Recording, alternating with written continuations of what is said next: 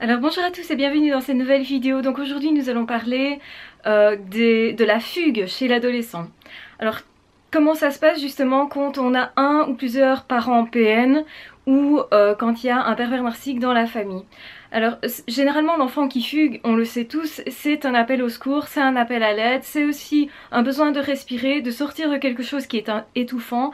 Et justement l'enfant qui est en prise avec un pervers narcissique, généralement la première chose dont il rêve c'est se libérer, c'est prendre son autonomie, c'est devenir grand justement pour pouvoir avoir les libertés.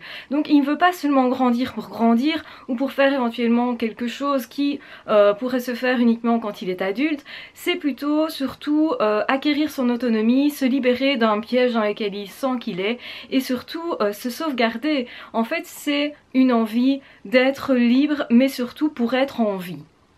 Alors ça c'est très important à comprendre quand on est adolescent ou même enfant. On peut fuguer uniquement non pas pour...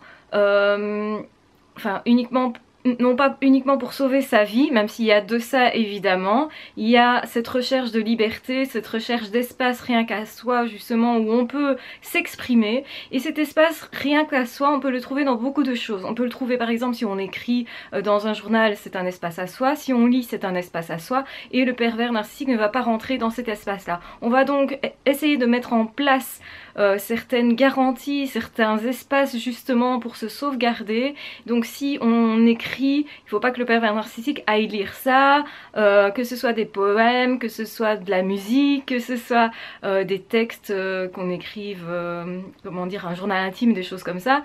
Il faut vraiment que ça soit un espace qui est sauvegardé, qui est caché du regard du pervers narcissique, parce que évidemment le pervers narcissique lui va chercher tout le temps à avoir le dessus sur les choses et donc forcément à avoir les infos qui permettent de mieux connaître la victime. Pourquoi? Pour justement faire en sorte d'avoir plus de pouvoir, de l'emprisonner davantage, de lui enlever davantage d'autonomie, et donc en fait c'est une sorte de combat. Et donc chacun essaye de conquérir un certain espace, sauf que l'espace évidemment est l'espace de la victime à la base, d'une personne à la base, qui devrait être son espace, sa priorité, son intériorité aussi, hein. Et le pervers narcissique va essayer de manger vraiment cet espace-là de manière à phagocyter l'autre. Sauf que l'enfant qui est sain, qui est suffisamment fort aussi psychiquement, disons-le, va combattre le pervers narcissique en occupant des espaces qui ne sont rien qu'à lui. Et la façon d'occuper un espace peut être la fugue, c'est-à-dire se libérer de quelque chose pour aller rejoindre autre chose. C'est ça que signifie la fugue. Il ne faut pas voir là-dedans nécessairement quelque chose qui est de l'ordre de l'ordre de quelque chose de dangereux. En réalité, l'enfant ne va pas vers un danger quand il va vers à l'extérieur, quand il se libère du pervers narcissique. Souvent les enfants ont conscience, hein, très petits, qu'ils sont en prise avec quelque chose qui n'est pas normal. Ils ressentent une sorte de danger et ce danger-là fait que pour sauvegarder leur vie, ils vont avoir cette impulsion de quitter le pervers narcissique en fuguant. Alors évidemment, on va dire à l'enfant quand il reviendra que ce qu'il a fait était horrible, qu'il n'aurait pas dû faire ça, on va lui faire payer, ça c'est certain.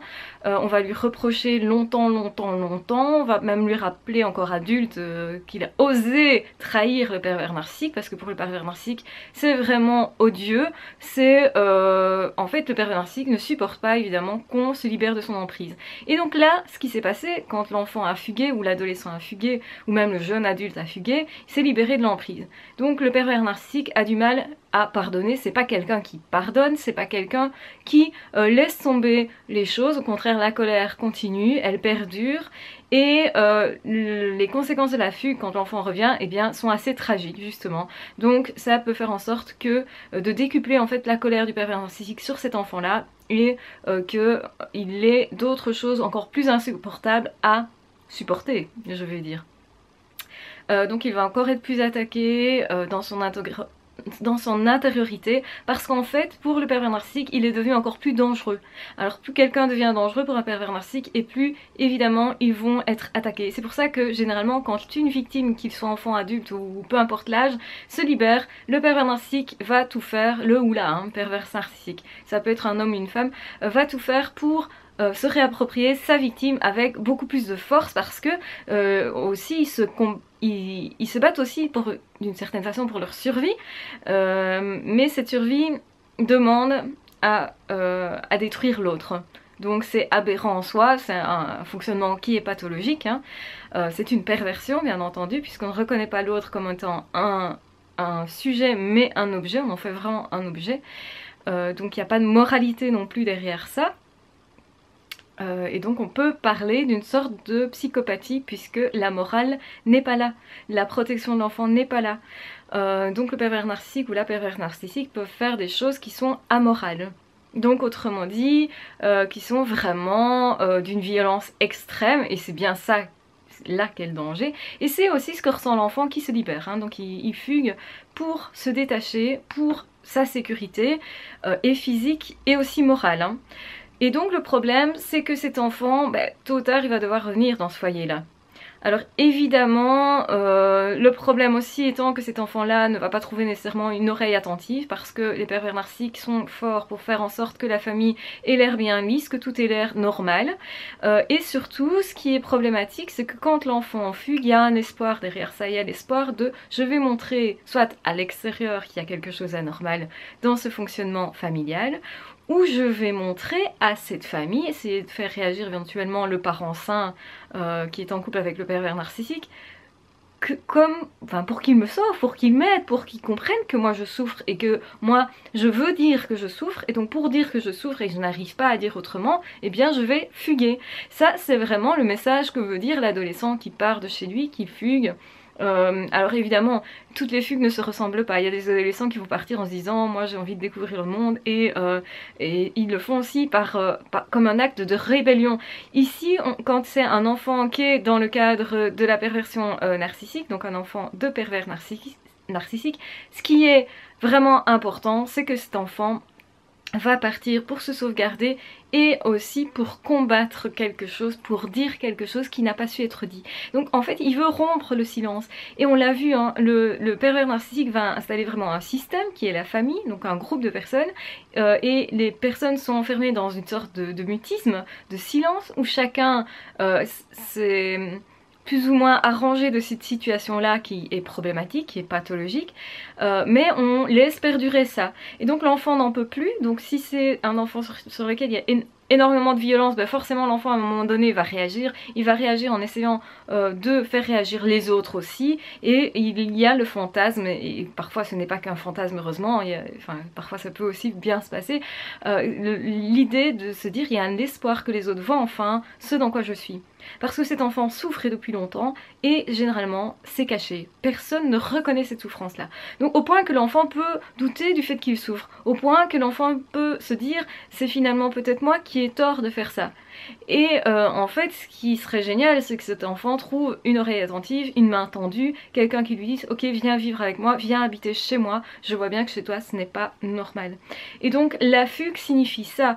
La fugue c'est un acte de libération, c'est un refus de souffrir, un refus de tuer la vie en soi, donc c'est un acte à saluer comme un acte de courage.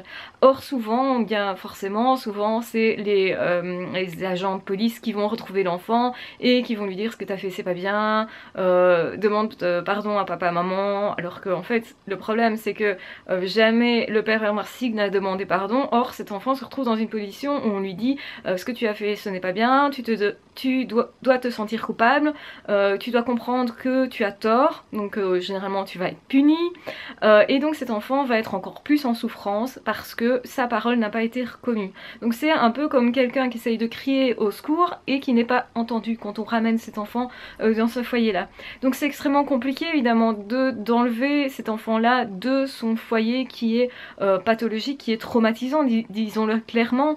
Et malheureusement la justice n'est pas faite de façon à ce qu'on puisse sauver ces enfants là très facilement. Déjà parce que la plupart des gens autour vont se dire mais non c'est l'enfant qui invente, c'est pas possible que ça soit comme ça, parce que si moi je n'ai pas vu ça, forcément je peux m'en vouloir et me sentir mal à l'aise du fait d'avoir laissé ça perdurer pendant tant de temps.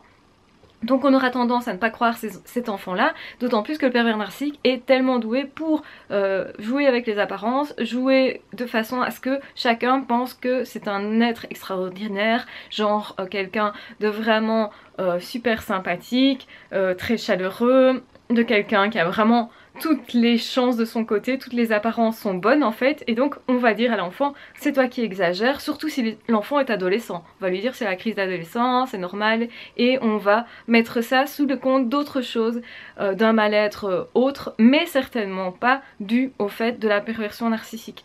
Donc c'est vraiment difficile d'être reconnu dans sa douleur quand on est un enfant d'un pervers narcissique, qu'on essaye de se révolter, qu'on essaye de dire les choses.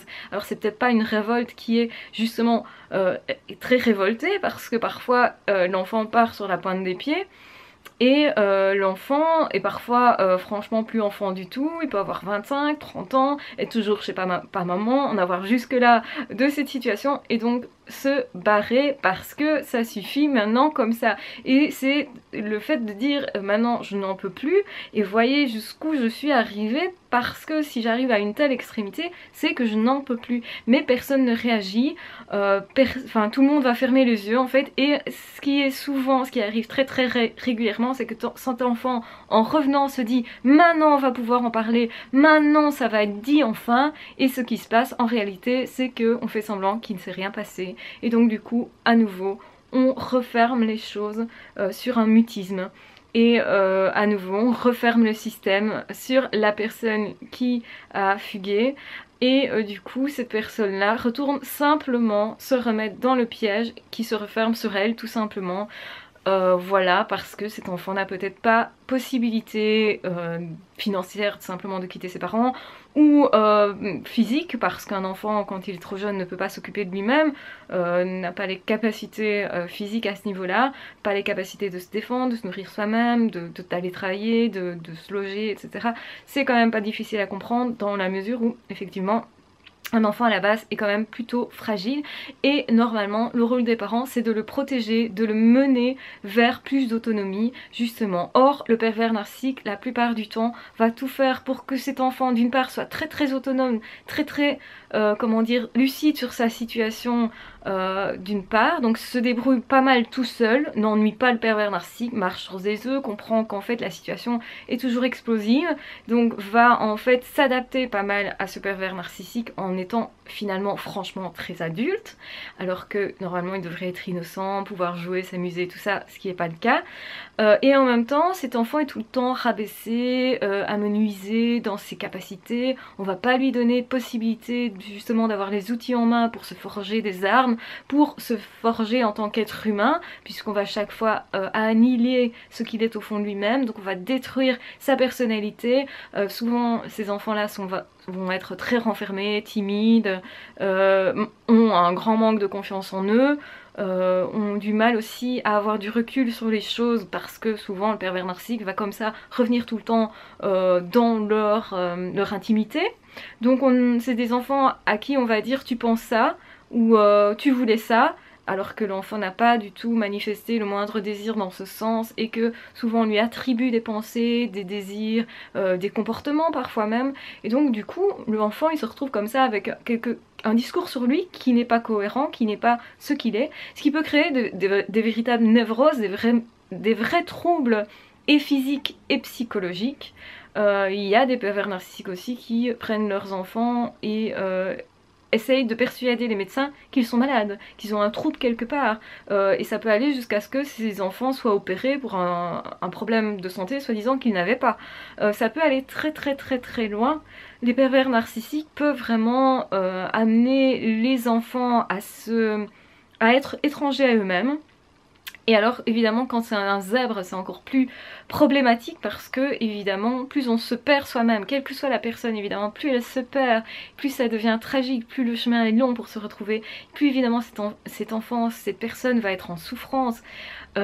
Et aussi, c'est difficile aussi de l'aider, plus cet enfant va loin dans le fait d'être étranger à lui-même, et plus évidemment ça va être difficile pour un thérapeute, pour un ami, pour quelqu'un à l'extérieur, de ramener cet enfant vers quelque chose de sain. Donc ça c'est quelque chose qui va demander du temps aussi, hein, de réparer cet enfant-là, de réparer cette personne-là qui deviendra ensuite adulte avec toutes des blessures qui vont de temps en temps se réouvrir, de temps en temps se réactiver, des blessures peut-être que l'enfant justement n'a plus voulu regarder en face parce que c'était trop douloureux.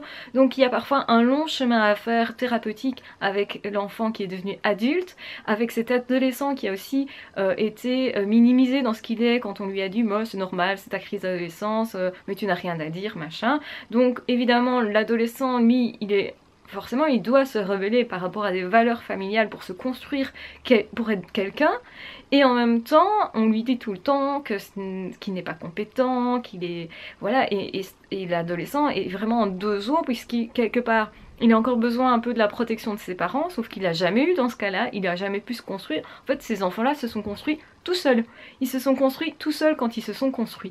Il y a évidemment des enfants qui, du coup, tombent vraiment dans la manipulation, dans des comportements pathologiques, dans des comportements addictifs, donc drogue, toxicomanie, c'est très fréquent, comportements alcooliques, qui vont se développer beaucoup plus à l'adolescence, puisque c'est le moment où on a plus accès en fait à ces substances là, justement pour se détacher, hein, pour aussi ne plus ressentir la douleur, parce que l'angoisse est forte, parce qu'on n'a pas nécessairement envie de voir les choses en face, et les drogues permettent ça, l'alcool permet ça aussi, d'être un peu dans un monde secondaire, d'être dans un autre monde qui est idyllique un petit peu, et du coup on va se soigner en se mettant dans un monde à part, avec le risque évidemment de perdre contact avec le monde réel, de perdre l'envie de participer à ce monde-là, à ce monde réel. Malheureusement, les gens qui font ça, ça peut être aidant à un moment donné, hein. Même les personnes qui, alors ne me faites pas dire ce que je n'ai pas dit, mais même les personnes qui ont recours certainement à certaines drogues, douces évidemment, à l'alcool même, pour certaines périodes assez courtes, peuvent quand même y trouver une force, si vous voulez, pour prendre du recul et pour, au fond, souffrir moins et passer certaines étapes, un peu comme on peut utiliser les médicaments pour des personnes qui sont endeuillées, qui sont vraiment le nez dans la douleur, on va dire. Donc on va les mettre un peu à distance pour les laisser souffler, et puis forcément le problème, on va devoir l'attaquer, hein, de front, hein.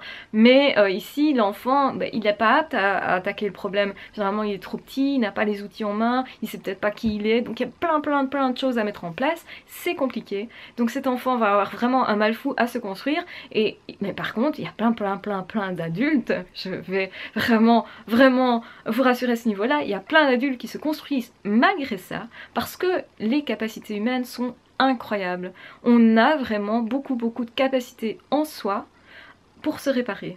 Et ça, c'est vraiment important de le savoir. C'est vraiment important de savoir que justement c'est parfois dans des situations extrêmes qu'on va rechercher en soi ce qu'on a de plus humain, ce qu'on a de plus vital, je dirais. Donc la vie en nous vraiment se révolte et se réveille à ce moment-là, et on se découvre des forces que on ne pensait pas avoir. Et c'est pour ça qu'il y a des personnes qui vont découvrir justement que ce sont des personnes très résistantes, des personnes qui peuvent justement passer au travers de pas mal de choses dans la vie, et ça va ils vont en faire une force, hein. Même si évidemment il y a des blessures derrière ça, il y a des failles, des faiblesses aussi, il y a parfois aussi l'envie de tracer à travers tout, hein, d'avoir un petit peu le comportement inverse de l'empathie, de se dire ok maintenant je pense plus qu'à moi, mais le problème c'est de le faire avec tout le monde. Alors évidemment c'est intéressant par rapport à un pervers narcissique de se dire je ne pense plus qu'à moi et je m'en vais, parce que là on se sauve, mais si on le fait avec tout le monde, forcément on va avoir du mal à faire des relations, etc. Donc il faut vraiment faire la part des choses. Ok, je garde ma gentillesse et je la ressortirai qu'avec certaines personnes, parce que ces gens-là peuvent effectivement accueillir ce que je suis au niveau empathie, etc. Mais je peux pas être empathique avec quelqu'un qui est pervers narcissique, qui fait mal aux gens que j'aime, qui fait mal aussi à ma propre personne, qui me nie dans mon existence propre et qui essaye d'attaquer la vie au sens large du terme. Donc voilà. Je pense que cette vidéo est assez longue, je pense que vous aurez compris le principe de la fugue qui est une tentative donc de délivrance, une tentative aussi de dire les choses, qui peut être vue comme quelque chose de très révolté à l'adolescence, mais il faut voir ce qui est caché derrière. Alors il y a peut-être effectivement quelque chose de cet ordre là, et tant mieux. Alors moi je dirais qu'il faudrait au lieu de pointer du doigt ce comportement-là comme peut-être voilà, dangereux, etc. Peut-être quand on remet les choses dans le milieu dans lequel ça a été fait, qu'on remet les liens là où il faut faire du bien, on se rend compte qu'en fait c'est un comportement adulte, c'est plutôt un comportement sain que cette fugue-là, et souvent on ne le dit pas aux enfants, aux adolescents qui ont eu ce comportement-là. Donc voilà, je voulais vous le dire aujourd'hui, simplement, vous avez fugué, eh bien ça prouve que vous aviez la vie en vous, et que vous vouliez vous défendre, et que en fait vous avez réalisé ce dans quoi vous étiez. Donc voilà, n'ayez pas honte de ça, au contraire, gardez ça dans la partie de vous qui est protégée du regard du pervers narcissique. Soyez fiers de vous, même si vous ne le dites pas. Quand quelqu'un vous critique pour ça, eh bien au moins au fond de vous, dites-vous, moi je suis fière de ça parce que je sais ce que ça signifie. Voilà, je vous embrasse très fort, je vous aime très fort. N'hésitez pas à vous abonner à la chaîne si ce n'est pas encore fait. N'hésitez surtout pas à prendre soin de vous, c'est le plus capital. N'hésitez pas à commenter la vidéo si vous en avez envie, à partager si vous pensez que ça peut aider quelqu'un que vous connaissez qui a par exemple fugué pour ces raisons-là. Donc les fugues ne signifient pas la même chose, hein. Toutes les fugues ne signifient pas ça, hein. Ne voyez pas, ne faites pas un raccourci du genre un tel a fugué, c'est qu'il a des parents pervers narcissiques. C'est pas ça que j'ai dit. Mais ça peut être une des raisons pour lesquelles effectivement on a ce type de comportement qui est en fait sain, adulte et qui va dans le sens de la vie. Voilà, je vous embrasse très fort, je vous aime très fort, surtout prenez soin de vous et on se retrouve très vite dans d'autres vidéos. À ciao, bye bye.